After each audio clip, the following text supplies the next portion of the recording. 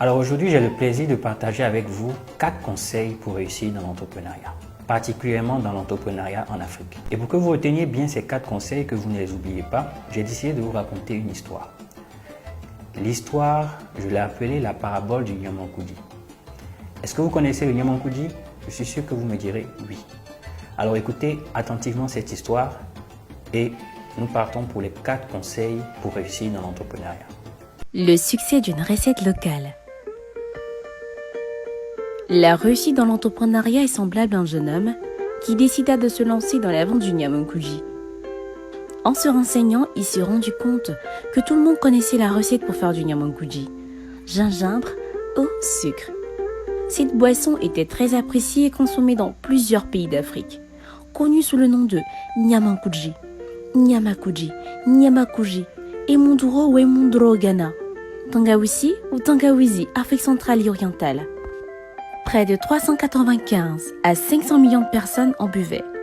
Elle se vendait le plus souvent dans des bouteilles en plastique d'1 litre, entre 1000 et 1500 francs, ou 2,5 litres, entre 300 et 500 francs. On en trouvait également en sachet de 50 ou en pot de 100 francs.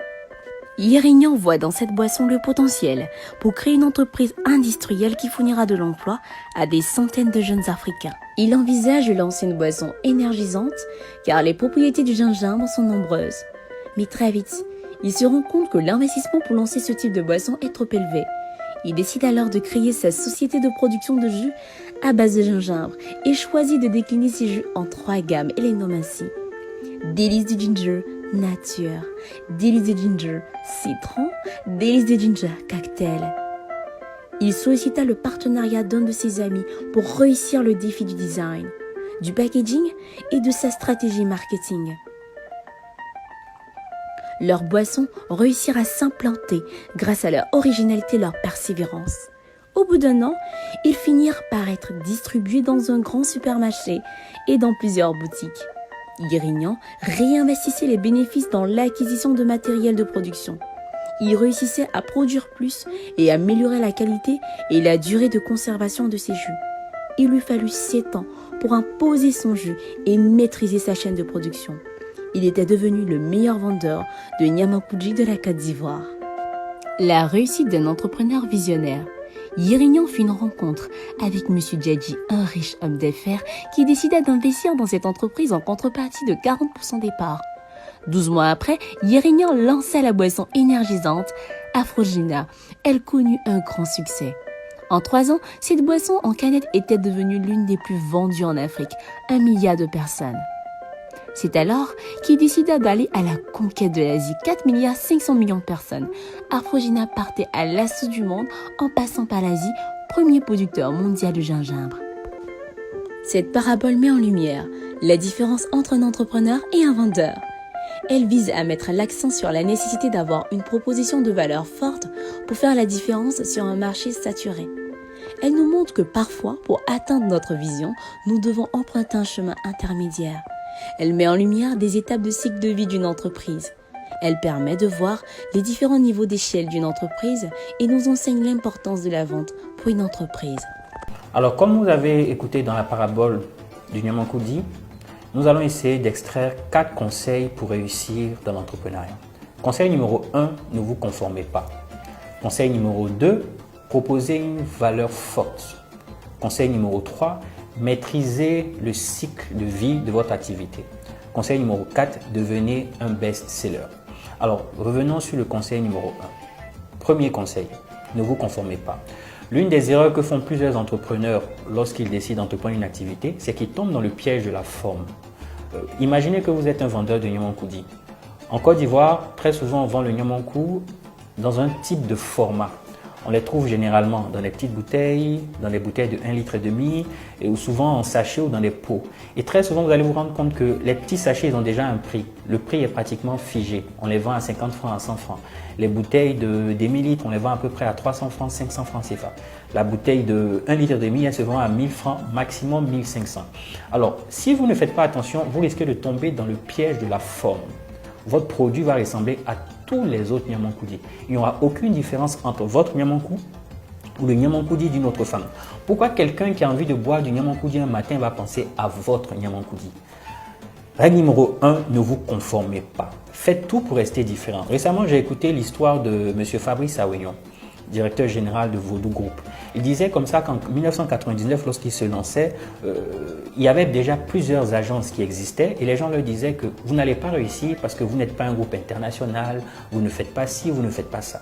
Quand on a créé Vodou, on nous a dit mais vous êtes trop jeune, vous n'y arriverez pas. Vous n'avez pas assez d'expérience. On nous a dit vous n'êtes pas assez internationaux ou assez colorés, vous n'y arriverez pas. En fait, il faut prendre conscience de qui on est, de ce qu'on peut apporter, de ce qu'on peut faire. C'était le piège de la forme. Et il a choisi de ne pas tomber dans le piège de la forme et d'être différent. Il disait récemment aussi dans une vidéo que j'ai lue, il disait que le plus grand challenge, ce n'est même pas d'être différent, mais c'est de rester différent. La différence, c'est pas comment devenir différent, c'est comment rester différent. Pourquoi toi tu veux que je fasse comme toi tu as décidé que je fasse? Définis quels sont ses avantages, quels sont ses points à améliorer. Ce n'est pas inconvénient parce qu'il n'y a jamais d'inconvénient. Il faut juste transformer tout ce qu'on a en éléments positifs. Est-ce que tu vas à gauche? Est-ce que tu vas à droite? Est-ce que tu vas devant? Est-ce que tu vas derrière? C'est toi qui décides. J'ai envie d'apporter à ma communauté. La seule personne à laquelle tu vas mentir, c'est toi-même. L'une des choses aussi qui manque beaucoup en Afrique, c'est la mentalité de la transformation. En Afrique, très souvent, vous voyez, on produit du café, on produit du cacao et beaucoup de choses, mais on ne transforme pas. L'une des choses que vous devez retenir, que vous devez travailler, c'est la capacité à transformer l'existant. Travaillez votre capacité de transformer. Même lorsque vous produisez un service, lorsque vous êtes un prestataire de service, ayez la mentalité de la transformation. Tout ça, ça fait partie des conseils numéro 1 pour réussir dans l'entrepreneuriat. Conseil numéro 2, proposez une valeur forte. Alors, pour ceux qui sont habitués aux notions de gestion, aux notions d'entrepreneuriat, il y a ce qu'on appelle la proposition de valeur. C'est quoi une proposition de valeur forte? Si vous êtes par exemple un vendeur de Nyamankoudi, ne vendez pas juste du jus, vendez plus que le jus. Ne vendez pas juste du Nyamankoudi, vendez quelque chose de plus. Quel problème de la cible vous pouvez résoudre? Quel besoin profond de votre cible, votre produit ou votre service peut résoudre? Vous devez chercher à résoudre un besoin profond de votre cible. C'est un peu ça la notion de la proposition de valeur. Par exemple, le gingembre a des vertus. Le gingembre a des vertus, elle donne des vertus d'énergie. Le gingembre a des vertus, on peut même dire aphrodisiaques. Le gingembre a des vertus qui donnent de la santé. Donc, ne vendez pas juste le jus, vendez les vertus. Regardez le gingembre, regardez le Nyamankoudi et regardez par exemple les boissons énergisantes comme Red Bull. Red Bull a vendu au moins 9 milliards de canettes durant l'année 2019. Aujourd'hui, ils sont à près de 30 milliards de canettes déjà vendues. Et qu'est-ce que Red Bull? Red Bull, c'est une boisson énergisante. Regardez la publicité de Red Bull. Red Bull donne des ailes. J'aime beaucoup leur publicité où ils disent Red Bull, vitamine pour le corps, vitamine pour l'esprit. C'est ça une proposition de valeur forte. C'est-à-dire, vous constatez un besoin de votre cible et vous essayez, au travers de votre produit ou de votre service, de répondre à un besoin profond. Imaginez qu'une personne soit dans le désert et qu'elle ait passé 3 ou 4 jours à marcher, sans manger, sans boire. Vous vous présentez devant elle, vous lui proposez une bouteille d'eau ou une pomme. À ce moment-là, votre produit répond à un besoin profond. Cette personne a faim, cette personne a soif. À votre avis, à quel prix cette personne sera prête à payer votre eau, votre jus de gingembre ou votre pomme? À ce moment-là, à cause de la faim et de la soif, la valeur de votre produit, de votre service est augmentée. Parce que ça correspond à un besoin, presque un sentiment de survie. Mais imaginez qu'après 3 jours de marche, vous rencontrez cette personne, vous lui donnez à manger, vous lui donnez à boire, et lorsqu'elle a fini de manger et boire, maintenant vous lui dites à combien vous êtes prêt à payer ce produit ou ce service. Alors une proposition de valeur forte, ce serait, vous n'êtes pas un vendeur de Nyamankoudi, vous vendez de l'énergie, vous vendez de la santé, Vous vendez une boisson qui peut permettre aux personnes de se décupler. Vous vendez une boisson qui peut les aider à faire plus, à faire mieux.